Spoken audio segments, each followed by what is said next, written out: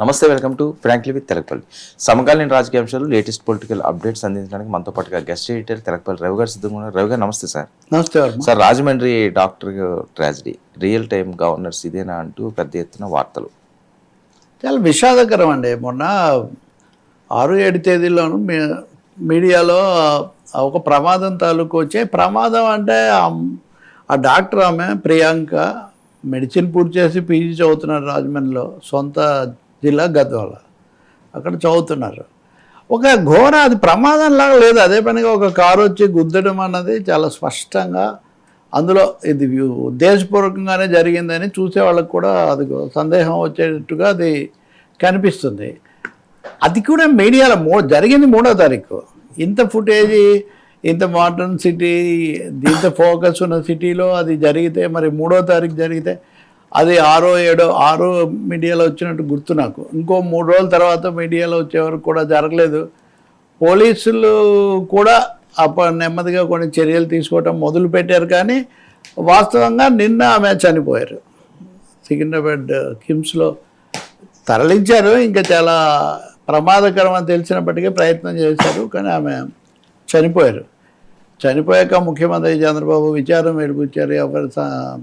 ఎవరినైనా వదిలిపెట్టకూడదు, కఠిన చర్యలు తీసుకోవాలి అన్నారు.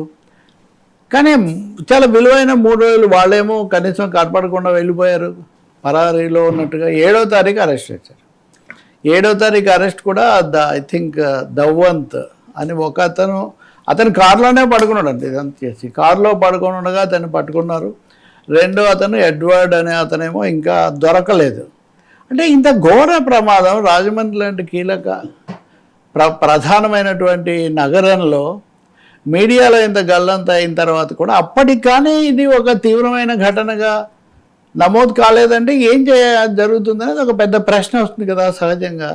రెండోది వచ్చిన తర్వాత కూడా ప్రమాదం ఎట్లా జరిగింది ఏంటి, మీరు మీడియాని చూస్తే చాలు, 2 రకాల పేపర్లు చూస్తే మీకు ఆ వెర్షన్స్ తెలుస్తాయి. ఇప్పుడు అసలు ఒక విషాద ఘటనలో కూడా అది వివాదాస్పదంగా మారడం, 2 వెర్షన్స్ రావటం.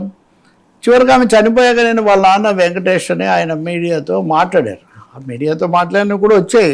అసలు ఎవరికి మానవత్వం లేదా, ఇంత జరుగుతుంటే వెంటనే ఎందుకు రంగంలోకి రాలేదు, ఎందుకు ఆదుకోవడానికి లేకపోతే వెంటనే తరలించడానికి ఆ వైద్య సహాయం కోసం ఎందుకు జరగలేదు, ఇలాంటి ప్రశ్నలు ఇవన్నీ ఆయన వేశారు. కొన్ని మాటలు కూడా, కొన్ని పేర్లు కూడా, అధికారంలో ఉన్న పేర్లు కూడా అన్నట్టుగా అందులో కనిపిస్తుంది.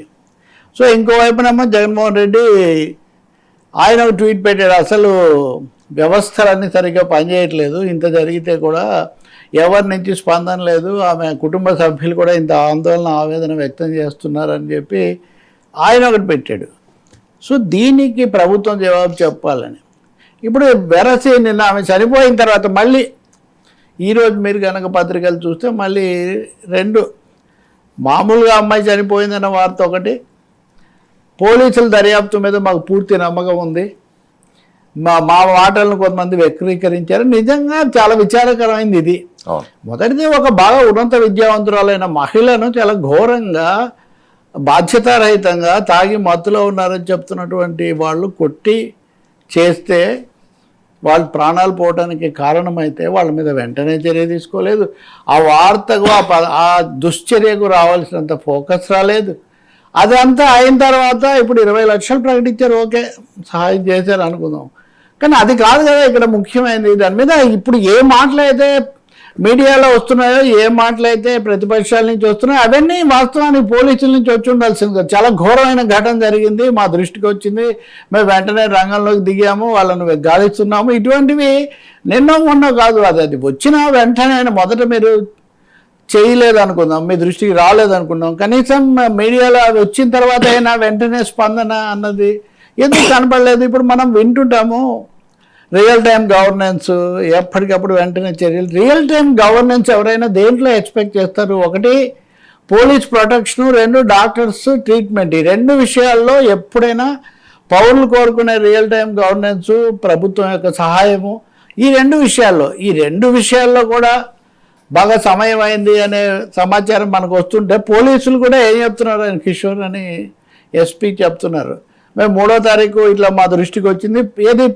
ఇక్కడ హాస్పిటల్లో చేరినట్టుగా మా దృష్టికి వచ్చింది, మేము హాస్పిటల్ డాక్టర్స్ని సంప్రదించాము, ఇవన్నీ చెప్తున్నారు. 3వ తారీఖు జరిగితే అరెస్టులో ఒకరిని అరెస్ట్, 7వ తారీఖు ఇంకొకరిని ఇంకా అరెస్ట్ కూడా చేసినట్టు కనిపించదు. సహజంగా వాళ్ళ స్వభావము ఒక విధంగా ఇప్పుడు ఉద్దేశపూర్వకంగానే ఇది చేసినట్టుగా తర్వాత మార్చారు. అమ్మాయి చనిపోయిన తర్వాత ఈ కేసు సెక్షన్స్ కూడా మార్చామని చెప్తున్నారు. నిజానికి సందేహం ఎవరికైనా ముందే వస్తుంది కదా, ఎందుకు టార్గెట్ చేశారు, ఎందుకు వెంటబడ్డారు, తర్వాత రావాల్సినంత స్పందన ఎందుకు రాలేదు అనేది. కాబట్టి చాలా విషాదంలో వివాదం రావటము. ఇక్కడేమో వెంటనే ఇప్పుడు వాళ్ళ నాన్న దగ్గర నమ్మకం ఉందా లేదా, ఇప్పుడు మనం కితాబులు తీసుకోవాల్సిన అవసరం లేదు. నిజానికి జరగాల్సింది ఇప్పుడు చర్య జరగాలి. ఆయన సంతృప్తి చెందితే ఆయనంతగా ఆయన తర్వాత చెప్తారు.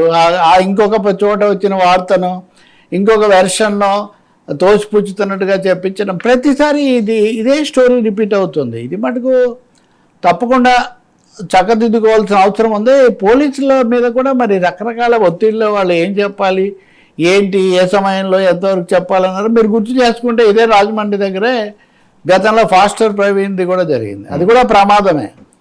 దాని మీద విచారణ చేశారు, తర్వాత తేల్చారు అనుకోండి ప్రమాదం. అది ఇంకో విధమైంది, వేరే వాళ్ళు నాట్ ఇన్వాల్వ్డ్ అని ఇతరుల ఆరోపణ. అంటే సరిపోవటం లేదు.